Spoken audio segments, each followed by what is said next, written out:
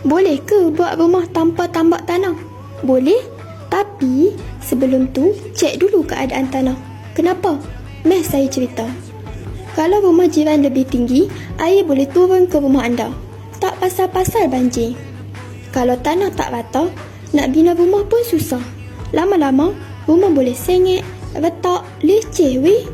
Nak elak semua ni, ikut 3 tips ni. Yang pertama, tambak tanah biar sekurang-kurangnya sama tinggi dengan jalan raya.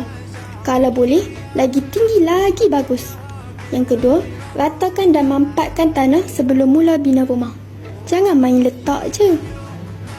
Ketiga, jangan bagi rumah jiran anda lebih tinggi dari rumah anda. Kalau tak, air hujan dia masuk rumah anda. Biar air mengalir keluar, bukan bertakung kat tempat kita. Settle masalah kan? Atau ada cara lain yang lagi padu? Komen sikit. Nak dengar pendapat korang. Nak rumah selamat dari banjir? Klik link di bio sekarang.